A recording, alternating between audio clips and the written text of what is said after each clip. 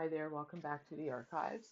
So I thought I would do one more book share for the day. I'm gonna leave the Warriors until next time. I'm gonna do that next time. But today I'll do one more book share. Well, not one more, but a couple more. I've been studying. I've been editing. Come on, man. A second. I've been editing one of my contemporary teen fictions. I've been editing Miss S. Miss S looks at in Miss S Nana okay, anyways. In Miss S, which is a book I wrote, Nana Essie is 16 years old. She's 16 years old and she's thirsty for boys. She's never dated, she's never kissed anyone, she's never even touched anybody, right? She's just basically, her parents were like, you're not allowed to date until you're 16. She's like, well, I'm 16 now. How come no one wants to date me? She thinks she's going on like her first date. It's not a date at all. Nothing happens. And she's disappointed. She's disappointed that she's 16 years old and she's not like the rest of the girls, right? Everybody's doing stuff. Everybody's sexually active. But her, she wants to know what's wrong with her. So that's what that book is on. And I've been trying to figure out how to write it in a way where it's still wholesome, right? Particularly right now with the book bans that are going on. I don't know if you follow Canadians, but in Alberta, there's a bunch of book bans across the country. A lot of books are under attack, just like in the United States as well, too, right? And I think recently I just shared the video of Anne Frank, but if you look at the story of Anne Frank as a 14-year-old, well, not even just as a 14-year-old talking about her life, she does talk about different crushes she has, right? And there is mention of like an orgasm, for instance. And I think that would probably be banned right now, right? The story of Anne Frank, I'm pretty sure, would be banned if it's not already banned. There's a few different books that we would think are just wholesome or needed to teach people about different things, and they end up getting sidelined because of sexually explicit content. So I've been revisiting a few of the Lorimer books here that I have that are teen fictions, right? So I've been doing a teen fiction study. I think I've shared these already, but I'll share them again just because I've been revisiting them again. So Your You is one that I've been revisiting. Your You by Mette Bach. I had looked up how to say it. The first thing was just like when I see like again I'm not gonna assume their race, but like when I see white presenting folks with locks, I'm just like hmm what's going on here? So I did judge. I definitely judged the cover art. I was just like what what do you got locks for? Um, maybe that's what the Vikings did. So it might be like not culture vulture. It might be just authentic to them. But anyways, so it's just okay. So it says, if you love someone new, does it change who and what you are? Ooh, it's a good question. So Freya is outspokenly lesbian and politically active in LGBTQ issues. When her girlfriend Rachel breaks up with her, she is too upset to continue with the online video blog they created together to celebrate their pride. Freya needs a new cause and starts volunteering at the food bank, but she can't figure out why the team leader of the food bank, a guy named Sanjay, doesn't seem to approve of her. And she also can't figure out why she cares. Freya learns about food justice and becomes attracted to Sanjay's passion for the cause. As her friendship with Sanjay grows, she realizes that on a way they connect in a way she never did with Rachel. But can Freya be in love with Sanjay if she identifies as a lesbian? When Freya is accused of going straight, she has to choose between accepting her old idea of herself and taking a chance on love. So it says Mette Bach lives in Vancouver where she works as a drop-in resource center for homeless and at-risk youth, running a nightly meal program. She is the author of the teen novels Femme and Kilodrop and Real Love, title Love is Love. So this one is Your You. So it does, I mean, it's just pretty wholesome, right? Like there's some kissing. She kisses her girlfriends. She wants to throw her on the bed, like stuff like that, right? Um, Dealing with bullies, dealing with a breakup, and then of course figuring out her identity. So this is Your You. There's also Stuck with You by Nathan. Sorry, 1 second. Pencil. So I've been reading this as well too. Um, this is another LGBTQ teen fiction.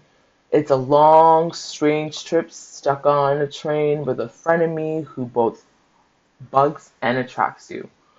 So Ben is on a train back to Ottawa after a visit with his dad in Toronto when his seatmate is the last person he wants to see. Caleb, the handsome, confident boy who recently and accidentally broke Ben's phone. So Ben's parents are separated. He went to Toronto to spend March break with his dad. Before March break, Caleb accidentally threw a basketball at him. He dropped his phone and his phone broke. His dad, not Caleb, Ben's dad refused to get it fixed, so Ben didn't have a phone the whole March break. So he was just spent the whole March break angry and bitter at Caleb for breaking his phone. He gets on the bus back to Ottawa. Caleb is his seatmate. So Caleb, the handsome, confident boy who recently and accidentally broke Ben's phone, preoccupied with worrying about whether he should take a gap year, Ben has little time for Caleb's jibes. But when they start talking, not only does Ben find himself won over by Caleb's roguish charm, but he also learns that his seatmate is bisexual. There's a lot more to Caleb than meets the eye, and as the trip continues, feelings begin to grow. So again, this is what I wanted to know. Like, how are other writers talking about romance between teens? How are they talking about crushes? What does it look like? So yeah, I'm going to see if I can share an excerpt from here. Basically,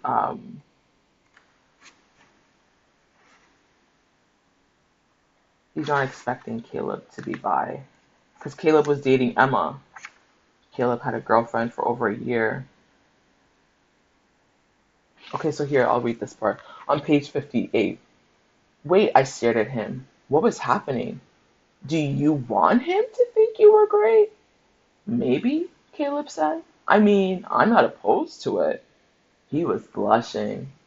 Caleb Cowrie was blushing. He shrugged. It would be okay, yeah.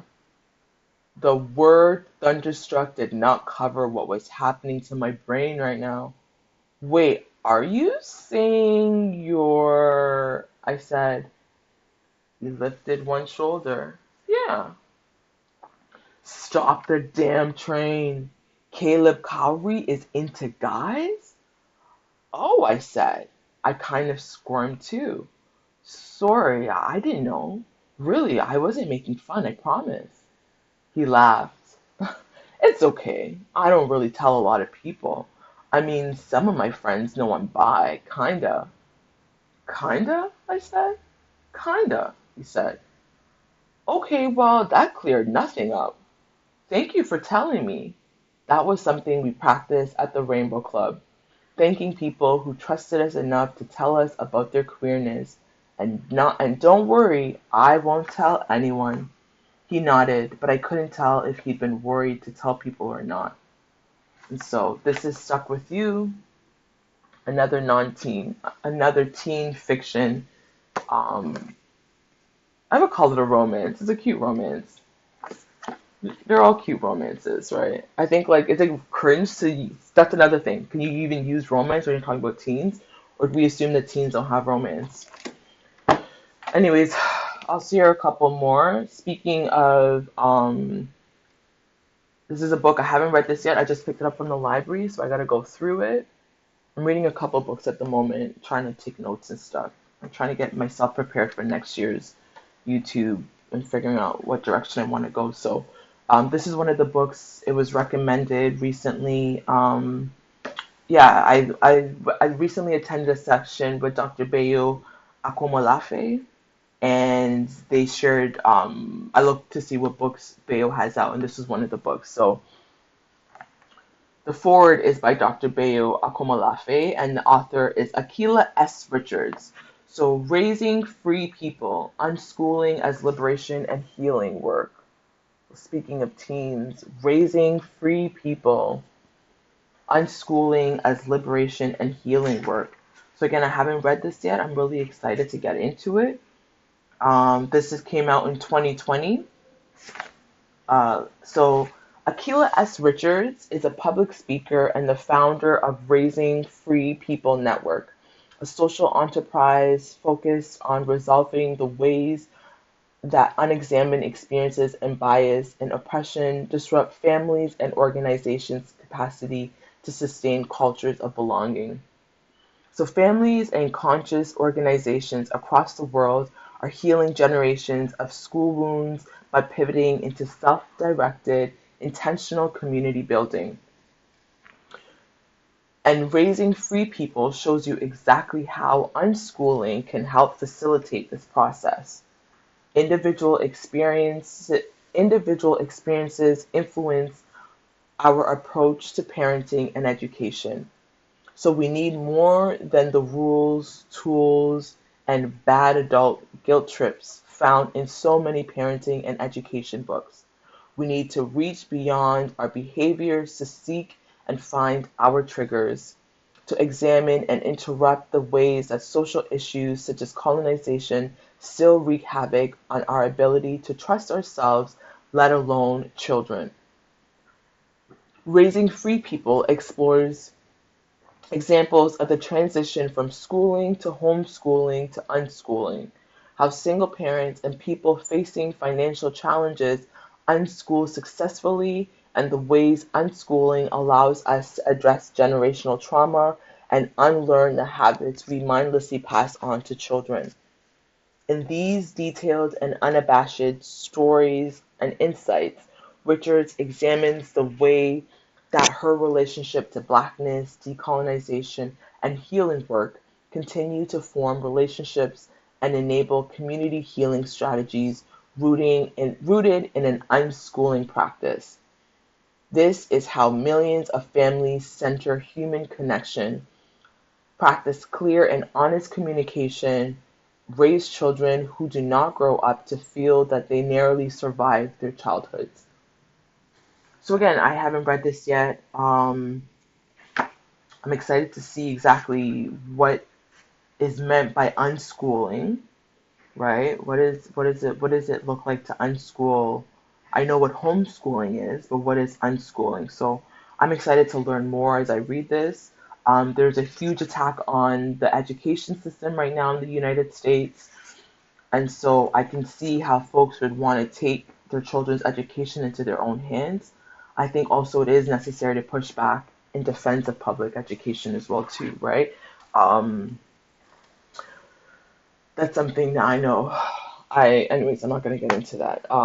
But yeah, so these are the books I wanted to share as I do some study on teen fiction. You're You by Mette Bach, Stuck with You by Nathan Burgoine,